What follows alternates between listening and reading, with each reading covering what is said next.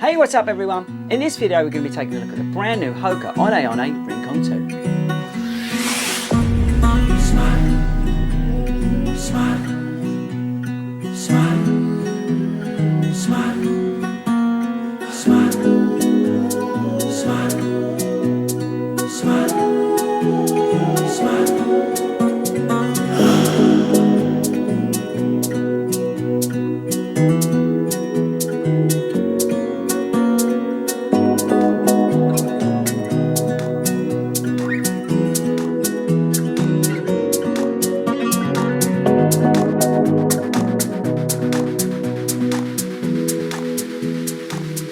Hey, what's up everyone, and welcome back to Fordy Runs.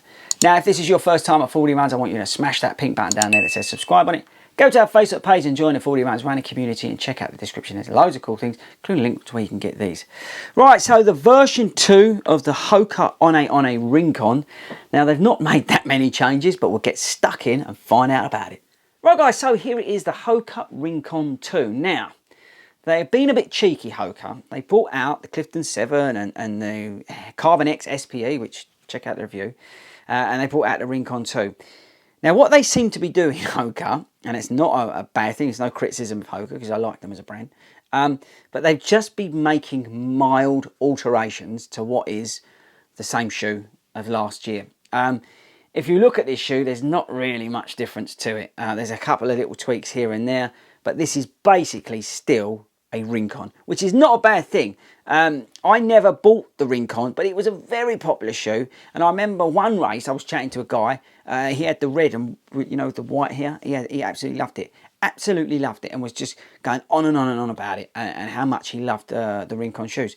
So you know what, when the version 2 came out, I thought, you know what, we're going to give these bad boys a try.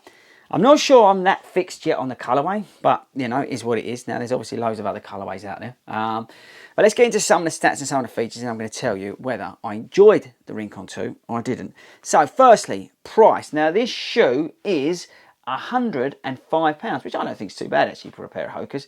It's nice and light, 7.7 ounces. It's got a 5mm drop. You've got 29mm stack at the back, 24mm at the front. You've got a single layer mesh upper. You've got, I say, the big stack is basically a big chunk of EVA foam, which is making the shoe sort of softer and bouncier. The outsole, to try and keep the weight down, Hoka have used only a little bit of rubber on the outsole instead of coating the entire shoe. So you've got zones of rubber, which I'm a bit worried about, to be perfectly honest with you, but we'll get onto that in a sec. So, where does this fit in? You've got the Clifton 7, which is a sort of daily trainer. I would say this is a lighter, more up-tempo version of the Clifton 7. So if you're looking for something a little bit, what's the best way to describe it? Not responsive, because that's the wrong word, because the Clifton 7, but the Clifton 7 is your sort of go-to mileage eater. This is something that you can put in your rotation that will just sort of give you a bit of a pickup, that, as I say, is a bit lighter. Or if you was choosing between the two, the Clifton 7 is like a GT touring car, sort of, you know, like a nice, no, better way to describe it, like an SUV. So you've got like a BMW X5. This is more like a BMW 4 Series. I probably not nailed that. Let me know in the comments, but hopefully you know what I mean. So this is a good touring car for the family, but at the same time it's lighter, and you know you can put your foot down and it will respond. And the X5 is obviously there to carry the kids around, and the golf clubs. Not sure I got that right.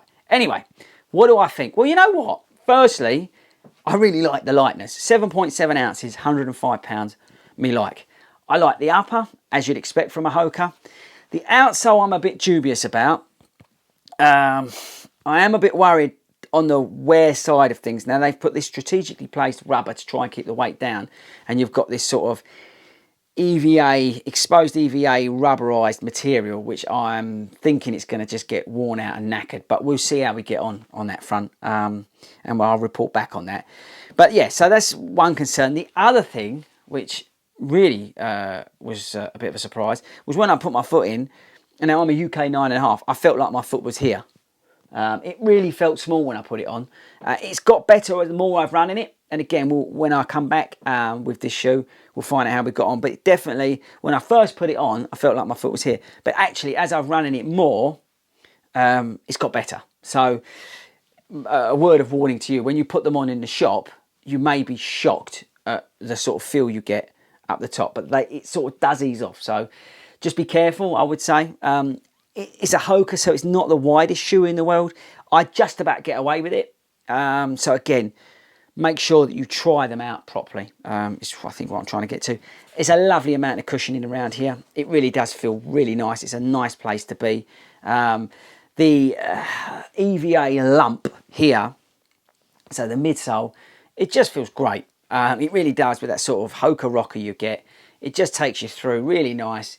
It's just a nice, nice again, but it's just a superb lightweight daily trainer. It's different to a lot of the shoes out there, you know. And what was another good example? Like an Evo Ride.